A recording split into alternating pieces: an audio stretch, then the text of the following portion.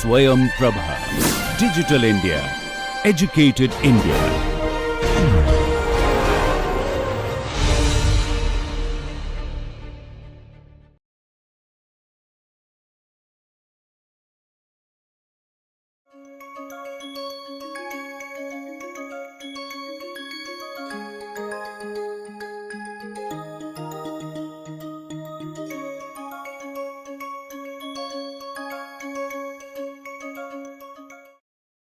Hello everyone, welcome to NPTEL Groundwater Hydrology and Management course. This is week 7, lecture 5. In this week, we have been looking at groundwater recharge methods, especially the artificial recharge methods. And we have looked at the direct methods, the indirect methods, and also moving on, we will be looking at what are the specific methods that CGWB has recommended across India. And that is what we'll be covering in today's lecture. So in the previous lectures, as I said, we looked at indirect method and direct method. The direct methods involved capturing surface runoff and then putting it into the groundwater recharge units, whereas the indirect method is to push water into the groundwater aquifer unit. Here, we'll be looking at combined recharge methods. If you look at this land, this piece of land where you have a lot of water which is coming, and it is being treated and put into recharge basins, which is a part of a direct method. And then you also have a recharge induced well, which is pushing the water in. So what you're seeing here is a combination of multiple methods, because one method may not be just enough for your activities. So while I was discussing the pros and cons of these methods, I mentioned that depending on your location, just one method may not be enough. So it's always good to look at multiple options for groundwater recharge, and how do you tackle these different resources and different units, different resources, as in, is it a shallow aquifer, deep aquifer, or unconfined, confined aquifer? And how do you route water through these networks to get into recharge? Please understand that each method has its own positives and negatives, has its own land requirement and also energy requirement. In this picture, you could clearly see that the water is coming from your surface water. And let's look at the common ones that is there. Then there is recharge from the stream. This is a natural recharge. You don't have to do much unless you wanted to do in-stream modifications. We talked about in-stream modifications, wherein you put levees inside, or you take more of the channel and make it wide so that you have enough water spread along the bed. So we did look at those aspects. Then there is a water you divert. You divert the water, treat the water, and put it in the recharge basin. And from the recharge basin, water will go into the groundwater. You could see here, water is going through the groundwater through seepage and infiltration percolation through this recharge basin. We also looked at contour trenches and ditches where water can be diverted and put in the trenches, and along the trench there is recharge. You could see that water is laterally flowing into the groundwater recharge. Then you have a injection of well. So you take the water and you push water inside, thereby injecting groundwater recharge flow into the deep aquifers. And so here in both cross sections, you could see that there is a confining layer, which is a impervious, highly impervious layer. Water cannot pass through. So what this integrated method has done is, it has taken the tube and pushed through the impervious layer and then pushed the water through. It is drilled through the impervious layer. And then there is energy spent in pushing it. So this is indirect kind of pushing the water in. However, you are not indirect as in the energy use, because in normally other methods you don't supply energy, whereas here you have to push the water through indirect means. But it's not an indirect method. The indirect method would be here, where you pump water out, and because of the pumping, there is induced recharge. That induced recharge is what we call as an indirect method of groundwater recharge in our topic in the last class. So you have water coming, and the water can be recharged naturally, or you can be pulled through induced recharge. You're inducing the recharge, you're pumping water, and that can induce it. As I said, in some locations, this pump water need not go to waste. It can be spread out into multiple areas, and multiple areas are going to get recharged now. So you're lifting this water and putting it into other areas where recharge can happen. So what is constraining factor here is the energy. If the energy is enough, you could actually do this by yourself. Otherwise, so for example, in Western countries where energy is not a constraint, people do use pumping a lot. So they pump the water and spread it across so that multiple areas gets recharged. And because they pump horizontally, you are using the surface water by inducing recharge into the well. Okay, so all this water can be now used. I'm going to draw the key water pathway. So water is coming, recharge. And because there is pumping here, water is going to be pushed into the well. This is induced recharge. And the pumped water is actually being used in multiple locations to recharge and also push water into the deep aquifers. So now you could see a shallow water is taken and pushed into the deep aquifer, which is also good for one of those locations where there is a need for water table to rise. You could see that the water table does rise eventually on top in most regions, and this is good for the groundwater recharge. Let's look at one more method before we jump into the recommendations by the government. So in the combined recharge methods, it need not be only indirect and direct methods, which is induced recharge and subsurface or percolation tanks, etc.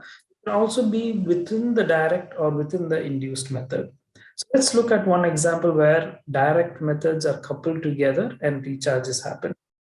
In this study, you could see that rainfall is being harvested, is being captured on the rooftop settings, and then routed through a canal into the dug well.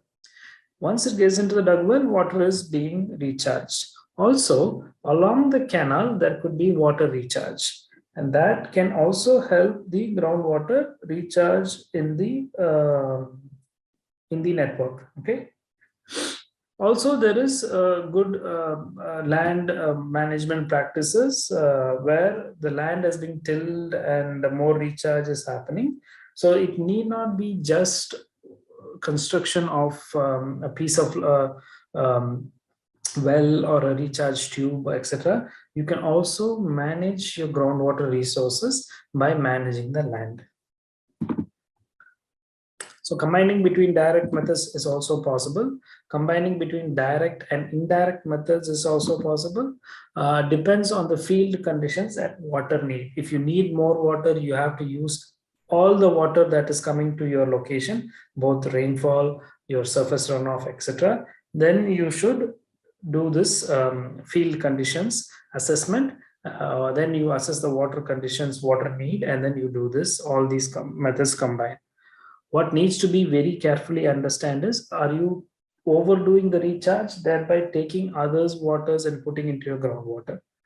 Okay, so that you need to be careful. And increasing the overall recharge is good, but is it usable? Because a lot of these methods, as I said, have energy component wherein you need to supply a lot of energy. So please make sure if the energy is used wisely and all these groundwater is necessary. Because what is happening in reality is all these recharge networks are there to recharge groundwater, but groundwater is used in a very unsustainable way. For example, excess water application for crops, flood sheet irrigation, which is not needed, right? You could have used better conservation techniques for water. Because there is a groundwater access, there is a subsidy for groundwater, you may have used groundwater, but the cautiousness should come to use it wisely. Even though it may be a free source for you, you need to use it wisely, because it is not an unlimited supply of source. So that is the big difference between groundwater and surface water. Now let's look at the different recommendations by the government of for artificial managed aquifer recharge, and they've divided into 3 sections: consolidated, semi-consolidated, and you have unconsolidated formations. What we'll do now is we will look at the consolidated formations first, and then we'll go to semi and then unconsolidated next. So consolidated formations, the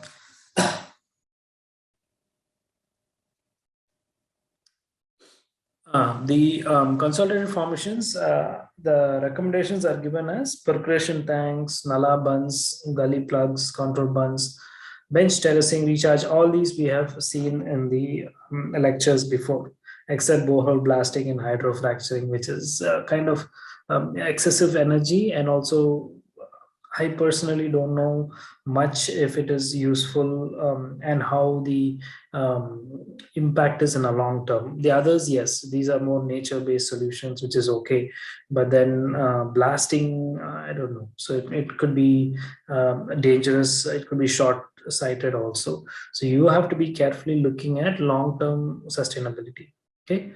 In the remarks, you could see that storage capacity of aquifer is generally restricted, because in the consolidated formations, you could see here, the locations are in the yellow region. Okay.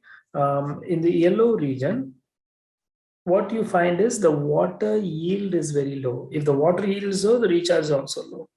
Okay, because less recharge goes and less water yield comes. So these are mostly in regions where it is aligned with a hill region. Okay, the hilly region is there, and part of the hilly region which has been weathered is where the consolidated formation is. And consolidated is more hard rock, those kind of types, where the recharge potential is low, and the recharge storage is low. Okay, the storage capacity very restricted. Only limited artificial recharge may be accepted through a single structure. So this is where the government has also said, don't use just one structure, use multiple structures to enhance the groundwater recharge. More structures spread over the watershed are required to create a significant impact. You cannot just put one unit and then say, no, the recharge is not happening. It's a waste of money. You have to spread the recharge structures across and then wait for the recharge to happen. Injection wells are not generally given in this, because we don't know how much storage is there in the deep aquifers, because these are cracks. Okay, so if you start pushing a crack, that is when you are actually overloading the crack, fracturing the crack, or it would lead to undesirous solutions. Also, we don't know the water quality. Throughout all these lectures, we are only seeing water quantity, not water quality. I will have 1 week for water quality to just go through what are the basics. But since this is a water quantity management course, I'll stick to water quantity. So this is how in the consolidated formations, we could see the recommended artificial structures. And mostly these are the ones like check dams, contour bunds, nala bunds, percolation tanks are found across these central regions and south regions. The water holding capacity is low in these aquifers, and also recharge potential is low. These are hard rock aquifers. However, this is the maximum acreage covered by aquifers in India. So hard rock is the type which is the maximum in India. So we will have to choose and play with all these different recharge structures that are recommended by the government. The most important factor is, as I mentioned, you just cannot use one method and aim for full satisfaction. So all these throughout pan India, you have multiple locations where this groundwater recharge is slow through hard rock aquifers or consolidated formations.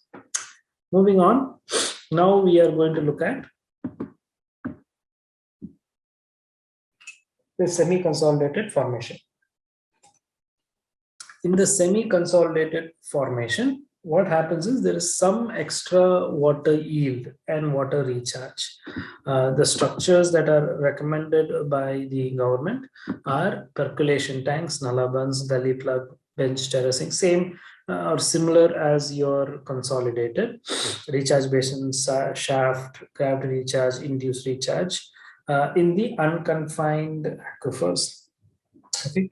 For the confined aquifers, injection wells are used. So injection, you have to push water in, and those are recommended for the confined. In fact, injection is only for the confined. Which confined you use is the question. If you want to use it in the consolidated formation, you cannot, because it is not wise to crack a hard rock, and also how much storage you have is very less. So it is best to think of it as a single fracture unit and then send water very slowly and recharge through the cracks.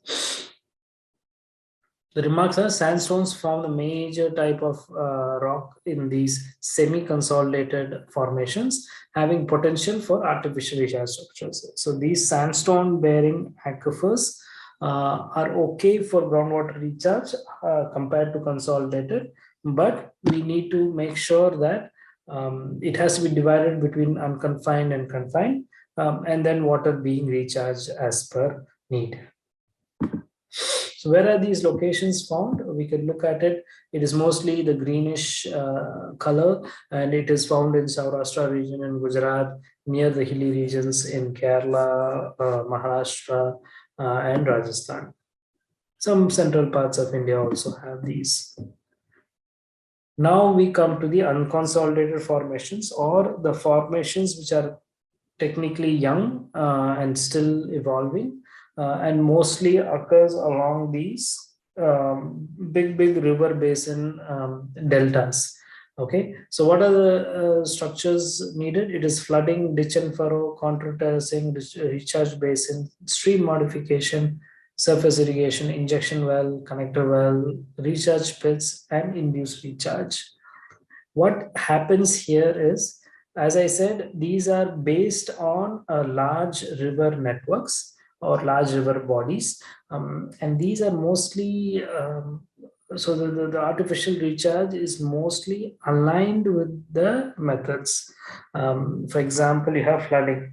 Flooding is taking the water and spreading it across. You need water. It's not just rainfall you're going to use for groundwater recharge, but here you're using a discharge from the river. Okay, so in the consolidated, let me map it. In the consolidated, you did not see much rivers.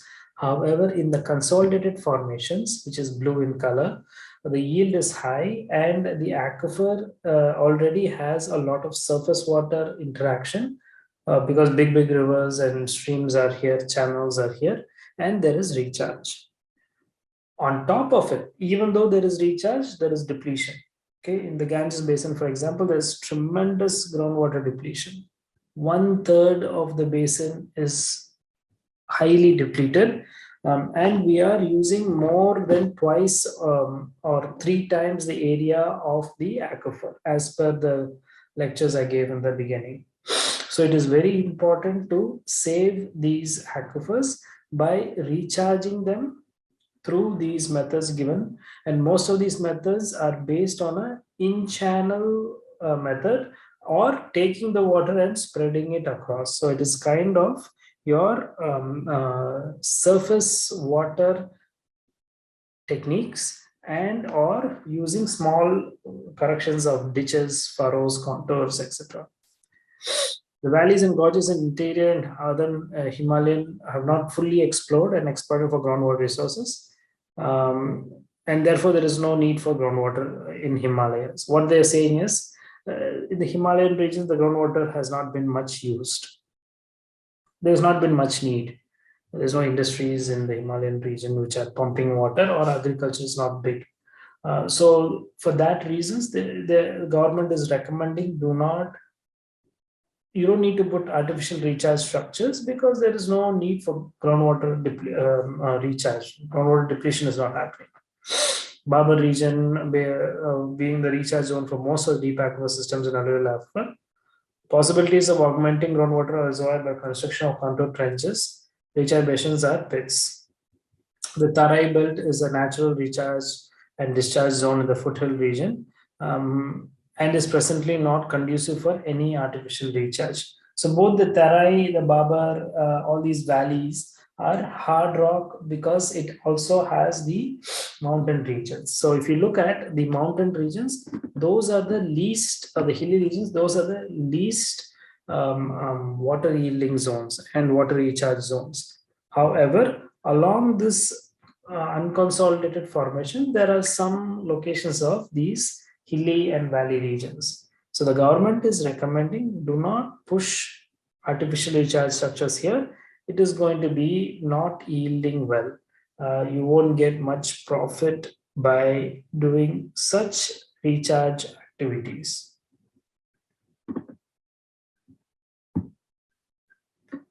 You also notice that it is not only in the hilly regions and Himalayan regions, but also along the coast, because along the coast there is discharge of water into the oceans and rivers. The last point where all these collected water across India escapes the system is through the beaches into oceans and rivers and seas.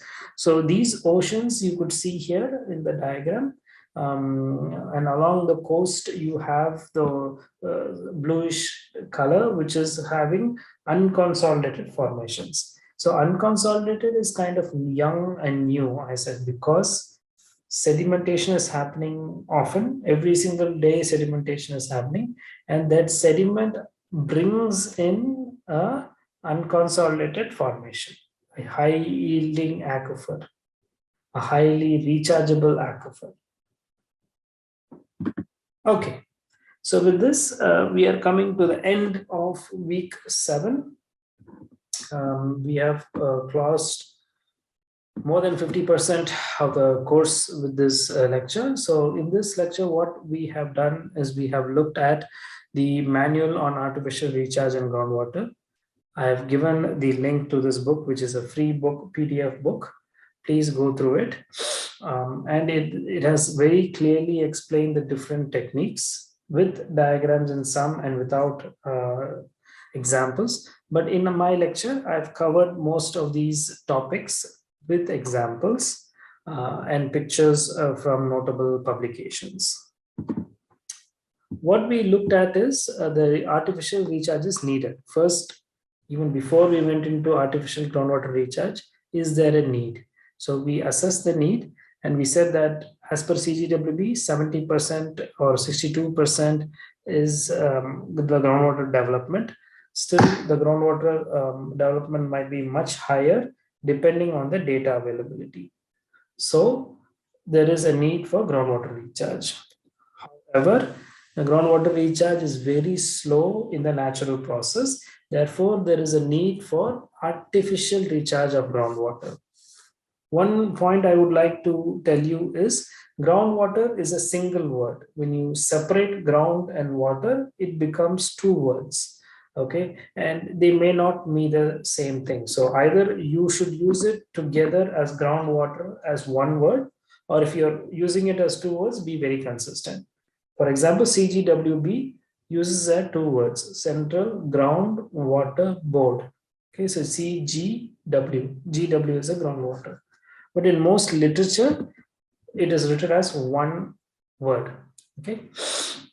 So direct methods involve runoff conservation, where you take the discharge, the river water, and then you do some activities to conserve runoff and put it into capture runoff and put it into the recharge.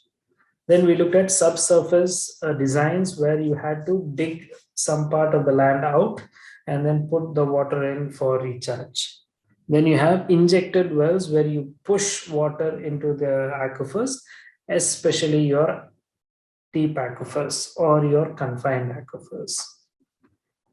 Then we looked at the indirect method, and indirect methods include induced recharge, wherein you are pumping water at a high rate, and because of the pumping around the well there is a cone of depression formed, and that cone of depression pulls the water from different resources.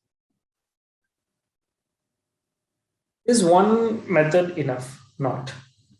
You need to use a combination of methods based on your water need and based on your budgets. You may not have an induced recharge method for along your watershed.